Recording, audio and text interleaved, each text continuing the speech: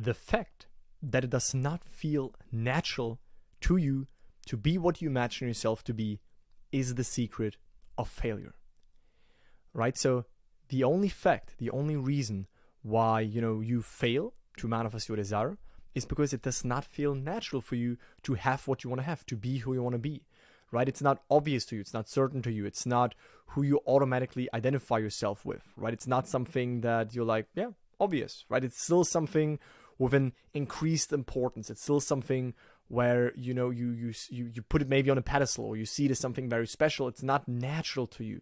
It's not obvious. It's not certain to you, right? And maybe you are a person that is able to manifest, the small things with ease. But when it comes to your bigger desires or your actual desires, you struggle a little bit to create this naturalness, because you always have this.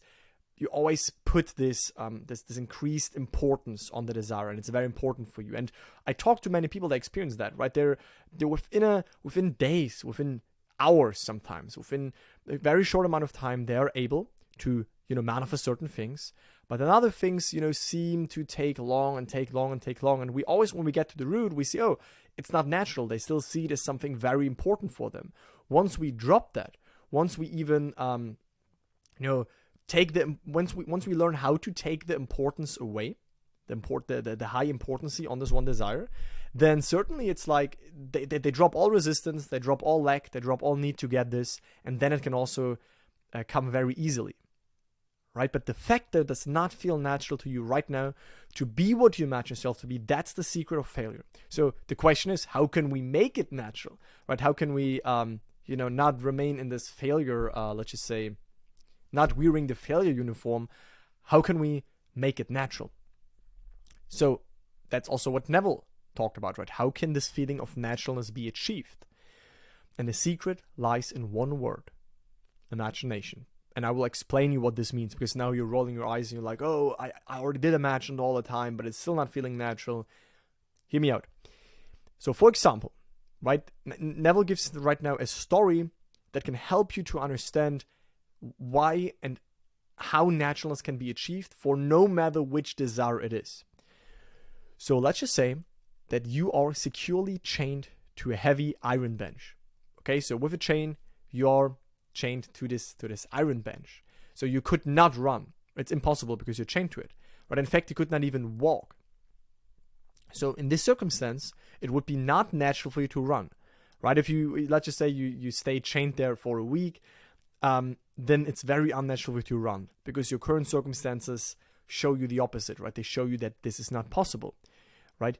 You could not even feel that it was natural for you to run, right? Because you have no reason to believe it, right? Your mind has no reason to believe that this is natural, right? But you could easily imagine yourself running, and that is where we get into the right direction, right? The time it takes your assumption to become fact, your desire to be fulfilled, is directly proportionate to the naturalness of your feeling of already being what you want to be, of already having what you desire. So if we take this to the iron bench example right now, but while you fill up your inner world, while you basically fill up your consciousness, your inner reality with the sensation of you running, right, you will forget that you're bound. Because in your imagination, your running was completely natural. So that means that via our internal world, we can go above what our senses currently show us, and we can make something natural for which our mind currently has no reason to believe that this is even natural. So this is why this iron bench example is so good. You have no reason to believe that running is natural. How could you? Because you're chained to this. Externally, you see it in front of you. You're chained to it. But if you close your eyes and you experience something in you, for example, you experience a scene, right? You imagine a scene that implies that you're running. You imagine that you're already on this vacation, that you're already meeting with your friends again, right? And if you continue to imagine that, if you continue to fill up your inner world, your awareness with that mood, with that state, then it will become very natural for you. Although your senses still tell you the opposite, but you will start to disidentify from what your senses tell you, because you now within made something new natural. So the essential feeling of naturalness can be achieved by persistently filling your consciousness, translated, your inner world, with imagination, meaning imagining yourself being what you want to be or having what you desire. Please hone that in. That is the key word. That is how you can achieve naturalness. By imagining yourself being what you want to be or having what you want to have. Right? What would imply that you are who you want to be? What would imply that you have what you want to have? We can imagine that. Right? Some people like visualizing, some people like hearing, some people even like scripting. Because again, scripting is also a form of imagining, right? It can also help you to place yourself in that end mood, right? Some people like to use any other methods. They all help you to imagine. Imagine simply means to experience something that's not manifested. It means to shift within. Everything helps you to imagine something, to shift within into something that's not there right now, and you start to identify with it. Right? And then it becomes more and more natural. So again, the time it takes for your assumption to become a fact, for your desired state to express itself, is directly connected to the naturalness that you feel about already having what you want to have, already being who you want to be. Right? Regardless of your desire, regardless of how faithfully and intelligently you follow the law, if you don't feel natural about it, you won't be it.